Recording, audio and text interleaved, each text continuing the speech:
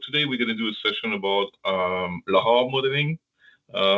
So the way we're going to do that, I'm going to give a short introduction about the different modeling approaches we can use to simulate Lahars, and then we're going to show you a demonstration where you guys are going to use the Lahar Z model on Victor.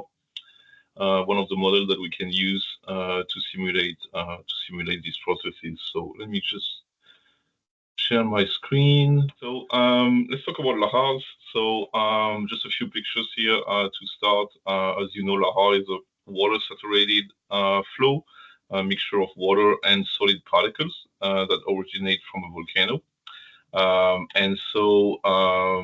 Just a few things about generation mechanism. Generally, it's triggered by rainfall runoff or slope failure, but it can also be triggered by the melting of snow or ice or the overflow from a crater lake, as well as triggered by volcano tectonic earthquakes. So it can be a primary process that occurred during an eruption, or it can be secondary and occur several years after an eruption. So that's why they are very common and they are one of the main hazards related to volcanic activity, and the fact that they can occur as secondary flows from remobilization of primary deposit like pyroclastic flow deposit, debris avalanche, or Tefra fallout make them very hazardous, even if the volcano is not erupting. So, like I said at the very beginning, it's a two-phase flow with water, which represents the liquid fraction, and rock fragment and solid particles. And it's highly destructive due to the high momentum of the solid fraction that's going to be carried by the water. So the fact that it contains water allows them to flow on very gentle slopes and very far away from their sources. So we distinguish three main types of lahars, mainly based on the volume percent of solid fraction in there. So the debris flow is the most common, where you got more than 50% of volume of sediments.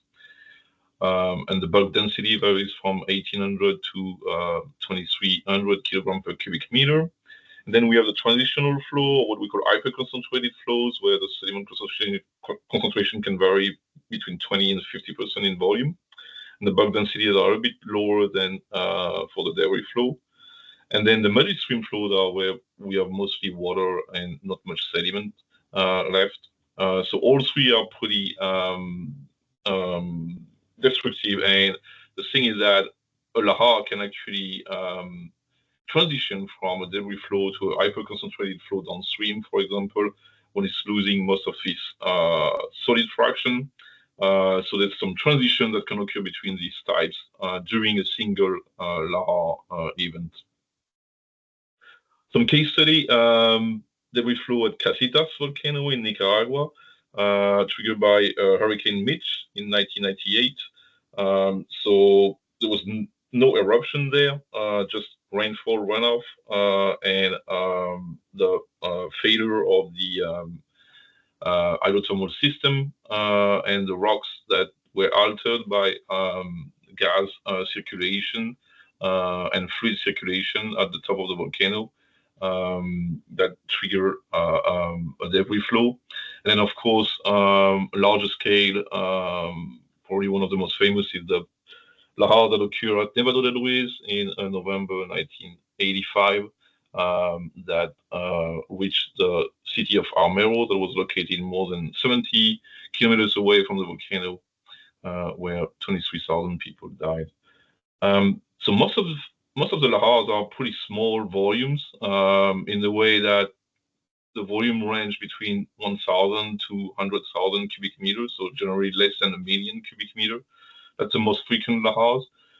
But some of them can be much bigger, like the Nevado del Ruiz one, and can reach hundreds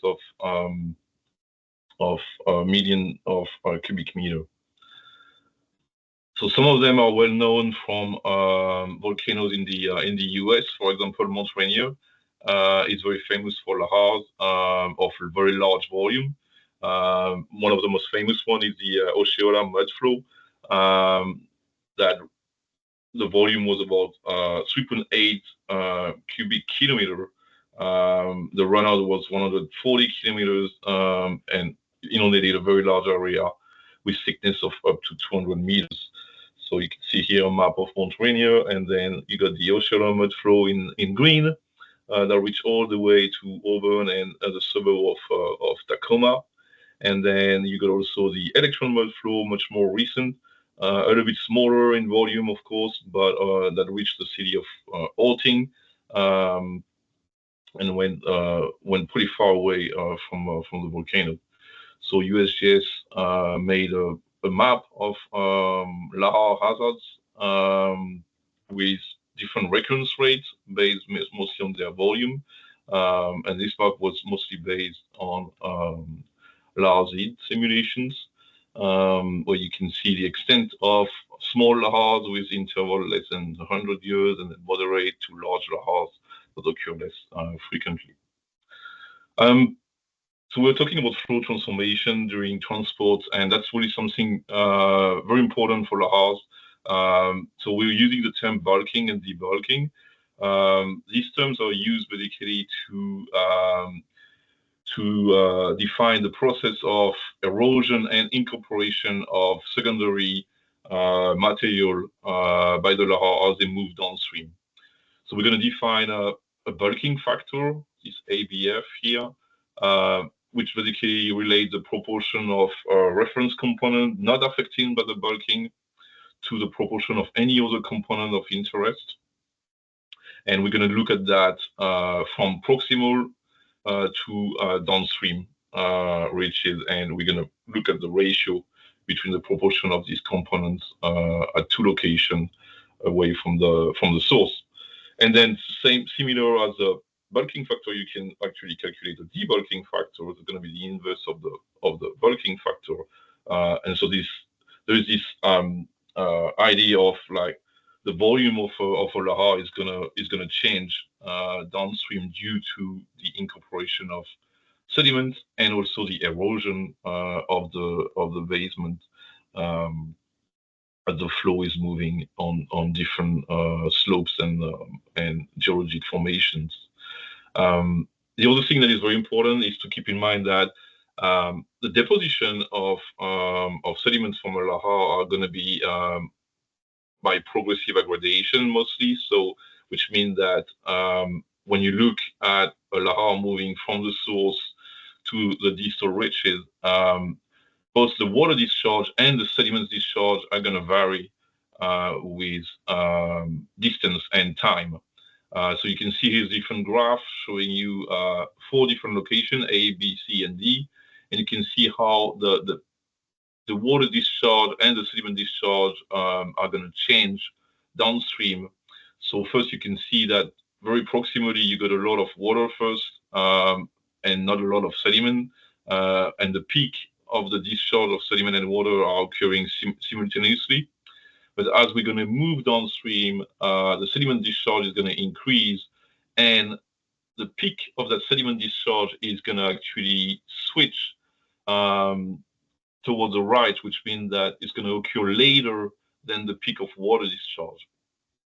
So when you see a lahar coming at a particular location in a valley, you can see first the water coming in with a little bit of debris, and then it's only after a couple of seconds or minutes that you're going to see the front of the lahar that is really rich in boulders and debris that's going to come in.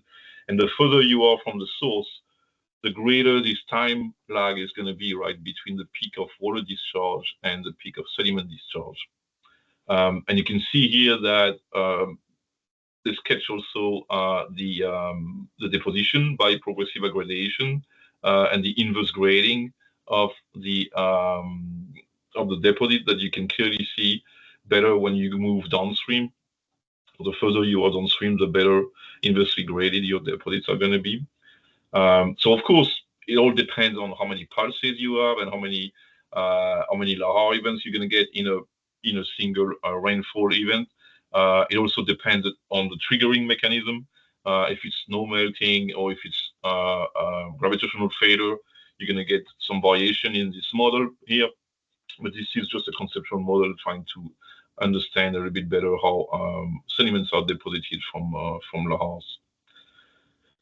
The other thing I wanted to mention is that when we look at the dynamics of Lahars, one thing that is very important is the amount of fine particles that we're going to call the clay, basically, so like micron-sized particles.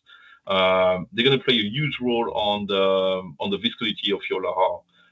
So this is two graphs showing you here the yield strength against the sediment concentration, and basically how this yield strength is going to increase when we increase the sediment concentration here.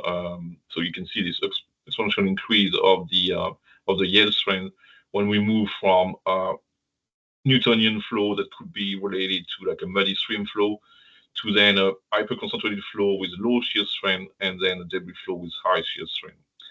Then the second graph is showing you the effect of very small fine particles, micron-sized particles that are mostly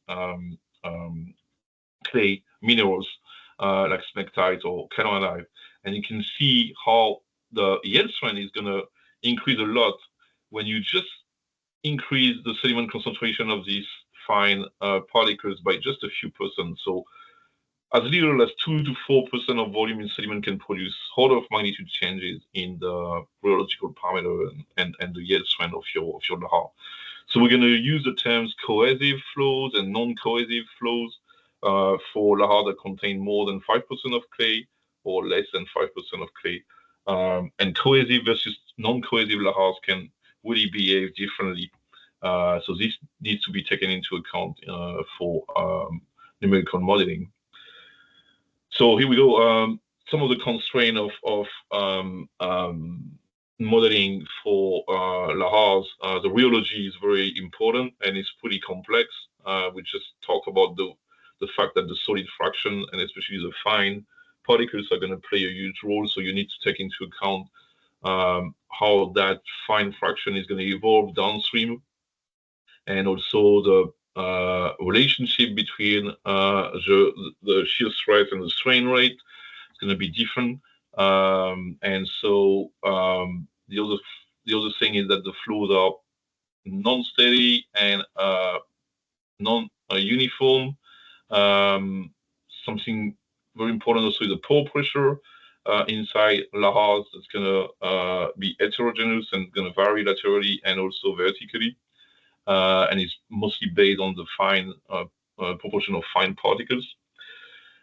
The mobility is going to be governed by fluid interiors with isostatic pore pressure and resistant coarse grain exterior. And there's a range from frictional to collisional grain interaction. So even just talking about grain to grain interaction, they're going to be huge variations that can go all the way from frictional forces to collisional. So there's four principal components in lahar models. First, you need a set of terms that describe the conservation of mass and momentum of the bulk flow and its constituent components. You need a description of the channel geometry, a means of quantifying flow resistance, and then a means of solving the resulting suite of partial differential equation numerically. So that's if you want to build a physics-based model of a lahar, right? But most models actually are empirical and are based on observed correlation among lahar parameters, like for example, relationship between volume and area, or between flow discharge and time. And then we have the simple rheological model that assume constant stress strain rate relationship and composition independent flow behavior. Then if we go a little bit more in the complexity, if we increase the complexity, we reach the hydrologic model that assume Newtonian behavior, but that are calibrated through modification of the flow resistance term. And then finally, we can reach the multi-phase mixtures where the liquid and the solid phase are going to be expressed as different partial differential equations. And you can actually add other things to that, like sediment entrainment and deposition, so the bulking process, and also deposition, as well as vertical grain size stratification. So I'm going to show you some examples of that very quickly. So the greatest difference among the physics-based model are how do you treat the rheology and the flow resistance, um, and it's usually a compromise between how much accuracy you want and how much is going to increase your computational time. And so, of course, the most complex model are going to be the longest one to run. So the one we're going to study today is Lahars. It's been developed by Schilling et al. At the end of the 80s and beginning of the 1990s by USGS.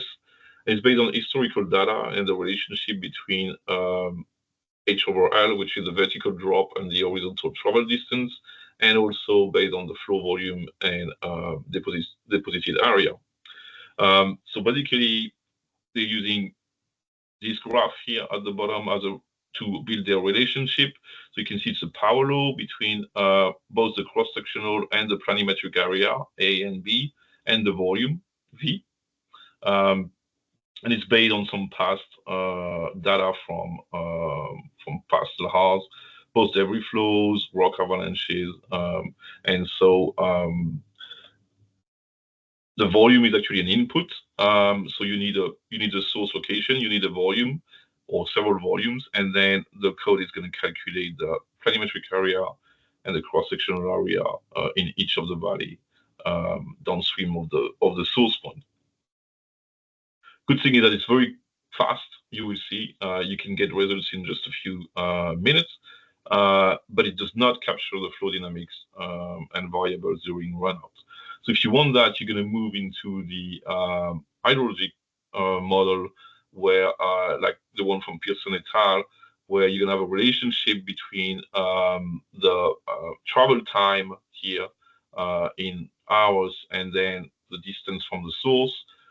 So again, you got a volume, and then Q is your discharge, and you actually change the coefficient of this power law between the discharge and the volume based on whether you have a debris flow, a Lahar, or something else, and also based on whether you have very large discharge rate or moderate discharge rate. And you follow these curves, and it's giving you the arrival time of the different Lahars based on this different relationship and power law. Now, if you want something that includes rheology, then you got to choose between the different rheology available, and that's where it comes pretty tricky, because a Lahar can actually have any of these different rheology. So it can be a Bingham, mostly viscoplastic flow. It can have also collisional forces, frictional forces, like Coulomb friction with some collisional forces, and the shear strength can actually include the cohesion, the normal stress, and the pore pressure as well. So that's why it becomes a little bit tricky, because you need to take into account all these different rheology that can actually occur at different time and distances when a Lahar is placed. So the most common type of models that are using rheology are the depth average model. So we talked about depth average model last week, right, when we talk about parasitic density currents. And they're going to be the same type of model. So it's only the rheology that's going to change a little bit, and the fact that you have a liquid fraction, which is the water, instead of the gas phase for PDC.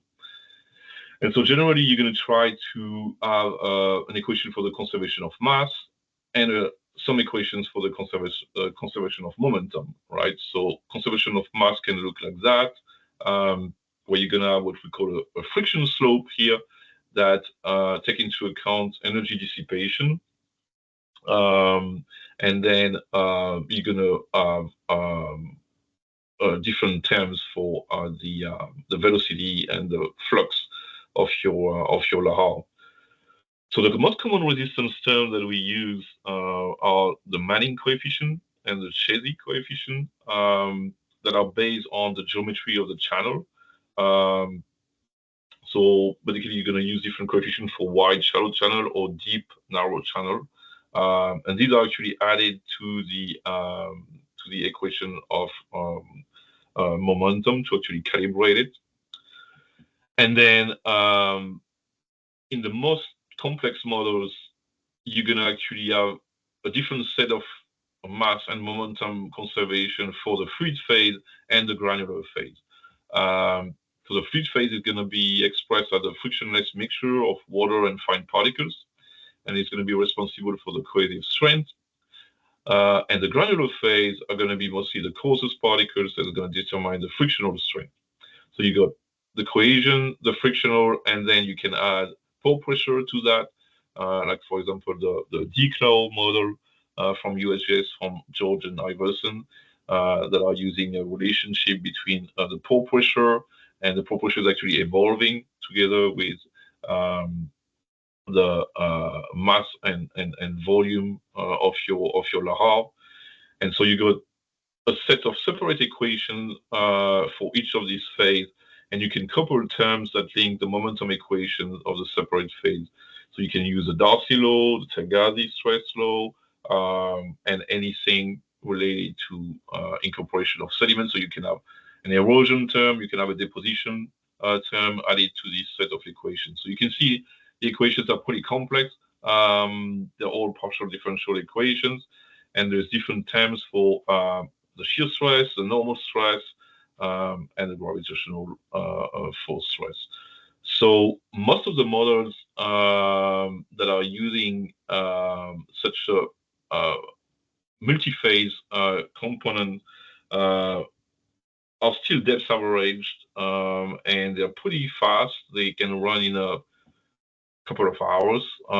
So some examples are Titan 2D, the same model as we used last week, that have a two-phase rheology where it's using water and solid particles, and the solid fraction is going to vary downstream. Then you have also IMAX, the other model that I showed you last week for PDC, that is also have the ability to model Lahars and to incorporate a water phase, a fluid phase into it. And then you have the Lahar flow model from Bristol, from Mark Woodhouse and Jerry Phillips, that is actually using similar multi-phase sets of equation, and is also incorporating an erosion and a depositional term. And this model is also modifying the DEM, the digital elevation model, during the emplacement of the Lahar due to erosion of the landscape. So these are the most used models, and of course, you can choose this based on which model you want to use, and how complex you want to go into this the simulation of these Lahars. Oh yeah, and then finally, just wanted to mention that you can also have volume conservation formulation of this depth average equation that allows the density to vary. So it's using a compressible flow where the density and the volume can vary. The start of the water flood, but rapidly untrained sediments to become a Lahar. And as the flow move down from the source, the deposition of sediment causes the flow to lose sediments and decrease both its depth and the bulk density. So here you can see that you really are able to capture the transformation from the different phases of debris flow, hyperconcentrated flow, muddy stream flow, based on the variation of the solid concentration and erosion and sedimentation of your solid phase. So Sam and Einat, you guys want to take over and show the Lahars? Yeah. Cool. Hi, everybody. So I'm gonna demonstrate an example with Lahars, and then we'll give you time to run either the same example or set up your own example with your own DEM. So let me share my screen. Can you see my picture? Great. Yep. Okay. So, as you have done with other tools, you can start with a Victor setup. And you'll see Lahars is number 8. Uh, so we'll do that. And then there's this folder with all the instructions. There's also a user guide and other tools. And the unique thing about Lahazi is that it's using um, GUI. So the team at University of Bristol that have rewritten the code from Schilling's model, they've written it in Python, and they provide a GUI. So to run that, we would go to the desktop.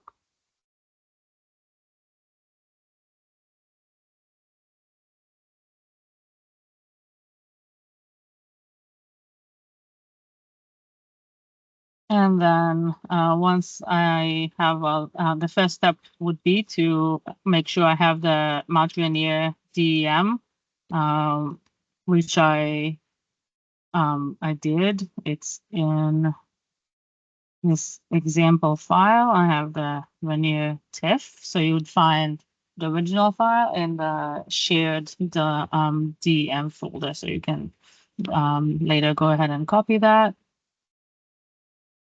And then once I'm there in the desktop, I'll open a terminal window.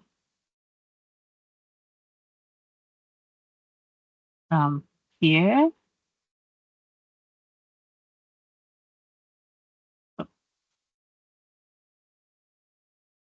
And go into my Lahars folder.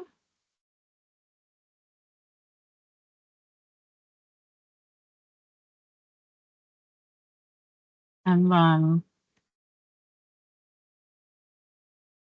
laharz.py. You'll see this splash screen. Then the first thing that you need to say what is the directory that the files are located in. So as I showed you, the DEM from Martiniere is now in folder named example, but of course you can put it in whatever folder name you want. The first step to run Lahazi is called the create initiation points. So like Sylvain explained, this looks at the DEM and what the apex is and the energy cone properties to say where would the Lahars start from. So you can go into the create initiation points step and you'll see parameters. So the DEM file, you give it the name you want. I'm going to work on Montpellier. And then generate files, fill the DEM file in case there's holes in it. And then the names of the output files on the thresholds for the flows, the flow direction file, the direction file. So these are kind of the names of the output. So you might have to change these to be, a name that makes sense, like MR for Montpellier for my case. Then you want to give it the coordinates of the summit, so it would know where to find that in the DEM because there might be multiple volcanoes in your DEM. And then have that parameters for the energy cone, like the height and length ratio that we talked about. And then if you want to make sure that there's no initiation points below sea level in case of an island, then this is more output file names, the extent of the plot, more output file names to work with. And then this is really the important one to look for later is where the name where kind of a shape file where the initiation points would be saved. So then you run that. I'm gonna say override Can I because just add something? yeah. Yeah. Just so just to tell you why are we using the energy cone to actually choose the initiation point is because Larzid is not able to trigger your Lahar from a rainfall, for example, or gravitational failure. So the source conditions are not included in the Larzid code. What the Larzid is doing is that it's simulating when the Lahar first formed, right? So when the mixture of water and sediments are already formed and how far it can go downstream. So that's why you don't want to choose the top of your volcano or the zone of failure that is triggering the Lahar. You want the point that is below that, right? So you want it downstream of that source location. So that's why we are just using the energy cone to actually draw a circle around the volcano. That's going to be okay. Everything that is along that line of that circle or outside are going to be area where lahars are already formed and can actually flow downstream. Right. Okay, so continue with pressing the initiation point button. I'm gonna override because I already ran it to make sure it works. And then let's say override for everything, because I already have everything. And then you see kind of in gray here that it's finished creating the initiation points. And now and the next step would be potentially to go into a GIS program and open that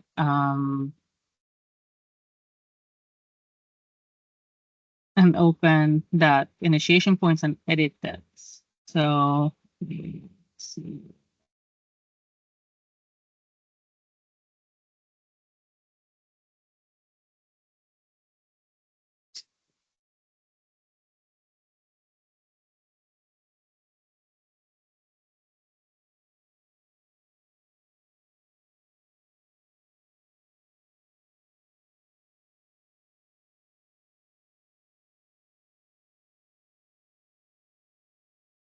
So this is my DEM. And then here I loaded the initiation point files so you can see where they're located. And say you know that the rain only came down that side of the mountain, for example. So you can go in and delete some of the initiation points. I don't know if you necessarily need to do that because the model is pretty fast. But if you see that it puts maybe a topography is a lot more complicated than a simple kind of stratovolcano like that, and you have initiation points all over the place, this is where you'd be able to delete those the kind of individual items and not run the model for some initiation points. The next step would be to create the flows from these initiation points. So this is this button here. And what it would do is open this menu and you'll provide the DEM again, and then the full direction output file. And this is the initiation point files that you already created. So say you created a copy with fewer initiation points and saved it as a package file. You can use that one instead. And then here are the volumes, a scenario. There's now options to go Lahar, debris, pyroclastic, and custom, but we're gonna use custom now. With the area for this parameter, I'm just using the defaults that come with the program. And here is. Yeah, so you can basically choose the power law you want, the coefficient of the power law you want to use. So now you have the option to use. So for Lahars, it's going to be these two coefficient here, 0.05 and 200, right, for the cross-sectional area and the planar area. Mm-hmm. But if you choose debris flow or pyroclastic flow, you can actually have a different coefficients. You see now it's just changed to 0.1 and 20. So these are just like these regression lines that are based on the past data that USGS have used to build this relationship between the area and. So these come when you choose Lahar, it comes with its defaults. For Lahars, debris flow, different default, you are not able to change. And then pyroclastic, these defaults, but then we want to change to custom. What was it? It's Lahars one. 105 and 200. Oh, And you want to make there's a little bug that we discovered in the code that requires you to do a 0.0. Otherwise, yeah. it complains about the type of variable that we provided. So then to create flows. Oh, shoot. That.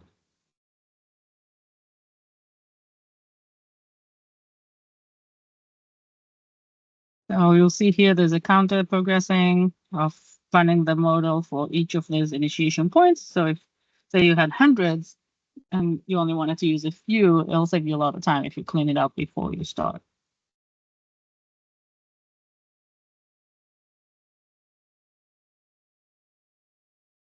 But still, it's pretty fast because you got like 38 initiation points. So it's going to do 38 simulations of these 3 different volumes there. Yeah, you see this is In changing. just a few minutes. So that's pretty cool. Mm-hmm.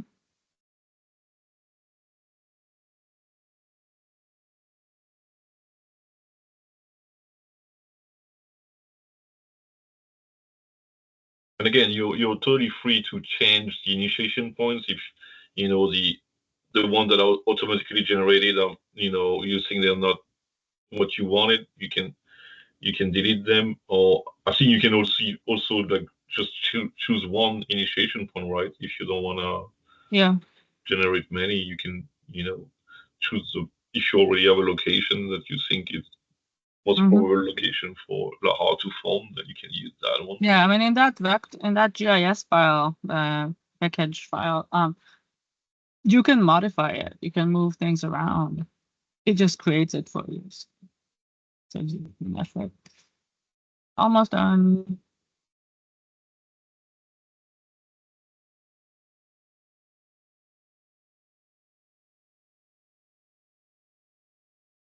Okay, so you don't have to use ArcGIS anymore to create the input files as were required in the previous version of RZ.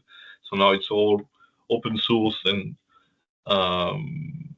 you can use all these tools on Victor. So that's a huge step forward on using this model.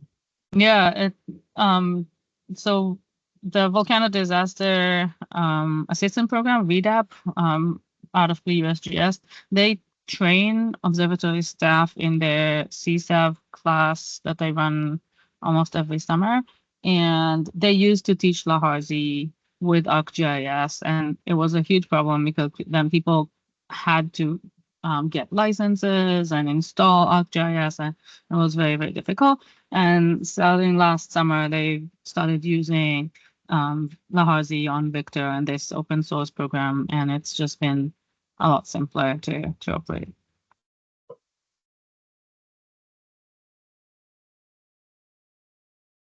So this is basically done, and the custom flows have been created. So now I can close this and then go to QGIS again.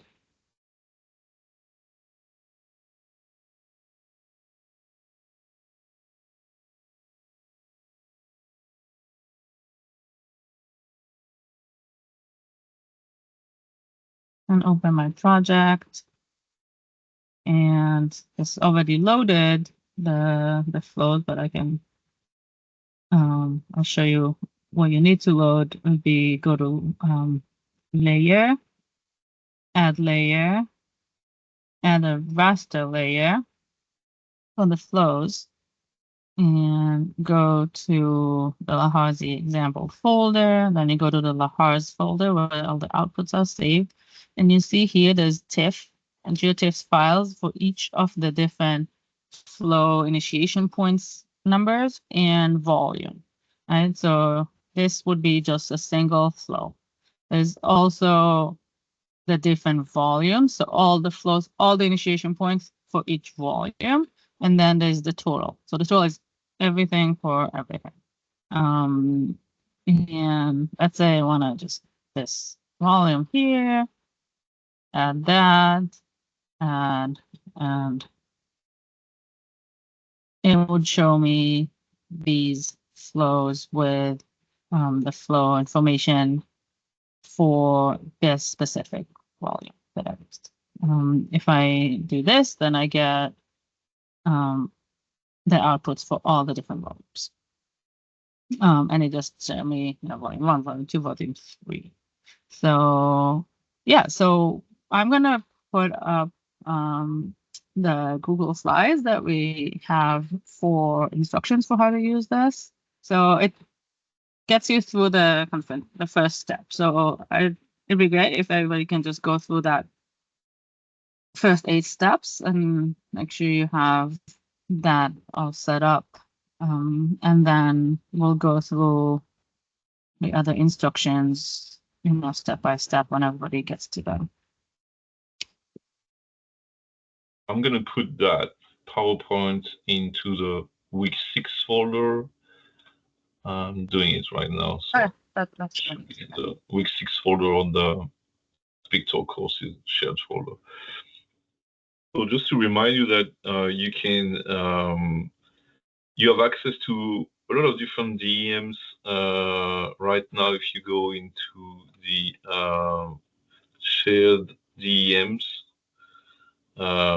we're still trying to organize this a little bit better, but yeah, you will see that there's some DEMs there that you can already use, like from like Merapi, Iceland, Mauna Loa, that we use for the code. So Colima as well. So if you don't have a DEM or available right now, you can also choose between one of these. We're gonna organize that a little bit better with, I think, geographic location and names, alphabetic order. But yeah, that's also something you can do. Is just select the DEM as a GeoTIFF. If you select a DEM that is different than Mountaineer, then you'll have to figure out what the summit coordinates are. What the coordinates are, yeah. Mm-hmm.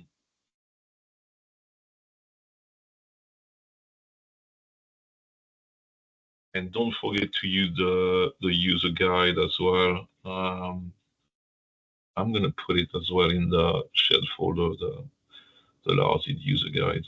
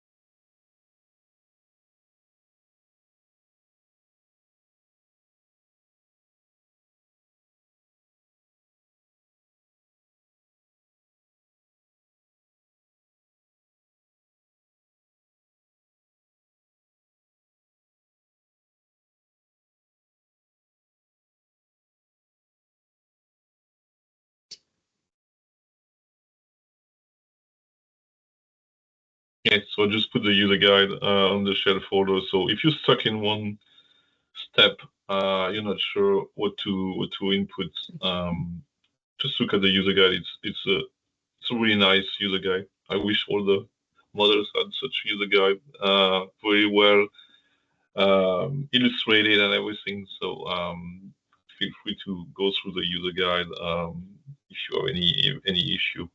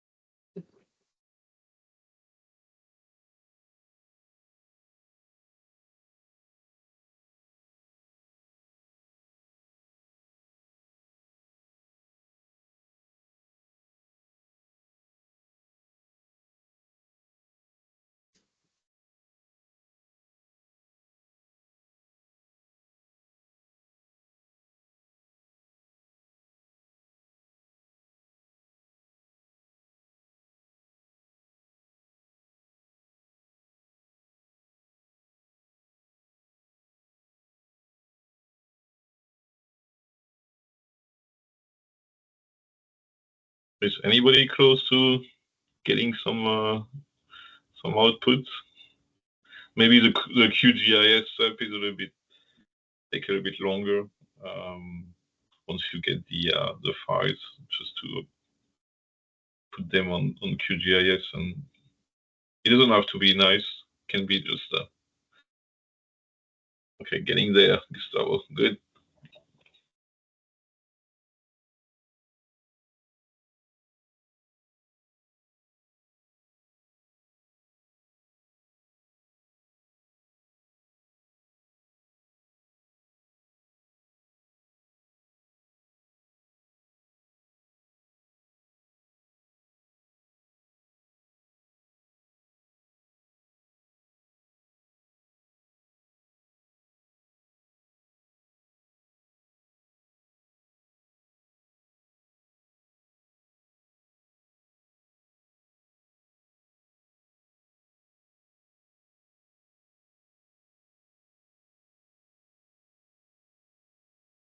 Having trouble opening Lahars in step 8.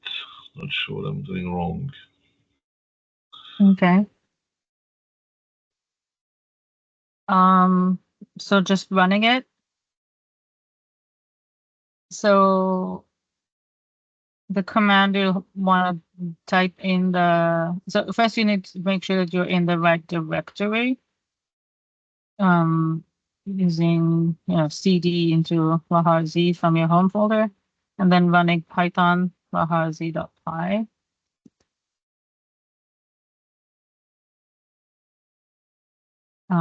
So once you're in, you need to be in the desktop terminal, so not in the normal terminal. Hi, I'm still having trouble opening the Lahars.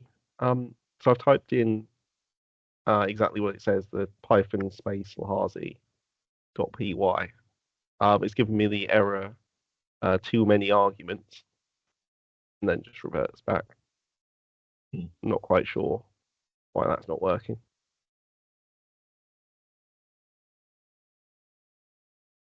For Python, how many arguments? In the terminal, yeah. I also had trouble changing the directory as well. So I had to, rather than typing exactly what was listed in step 7, I put the backslash at the end, or I had to put a backslash at the end rather than a forward slash before Lahars. Maybe you can show that again, Einat. So if you're Yeah. using, Yeah, I can share my screen for that. Yeah. Okay.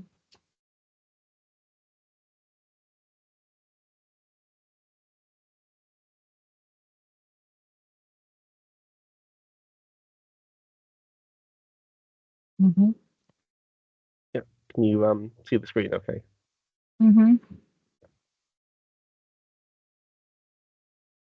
So it's yeah. So I think I've changed the folder here. But then when I type in Python Lahars, it's Can giving you me an error. type pwd to see which folder you're in? Yeah, just like that. Okay. For sure, there'll be something I'm doing, some sort of stupid error I'm doing. Yeah. So then do an ls to see that you have the Lahars folder. Okay. Yeah. So it didn't go through the Victor setup to install the Lahars code. I I thought I think had done. Oh, maybe I dragged it. So I installed Lahars and it put it next to the shared folder and next to the desktop folder, and I then dragged it into desktop. maybe. Maybe that's the problem. Try. I'll try reinstalling. Try and see Victor's setup just again to see. Yeah. You can do it from here.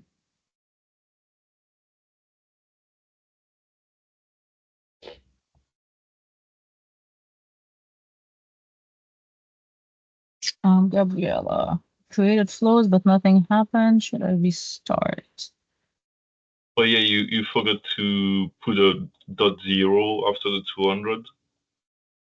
The same, same error. It's a little bug, so you gotta come back and then for the planar area. Yeah, so change it for to the 200, custom, the scenario to custom. Yeah, you change it to custom for the scenario, and then for planar area you put .0. Jordan, if you, just do an LS to make sure you have that.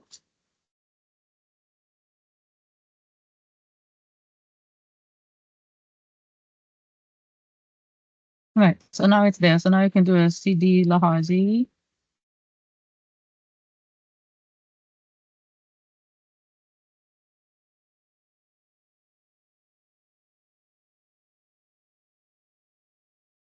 Yep. And then the Python Lahars.py.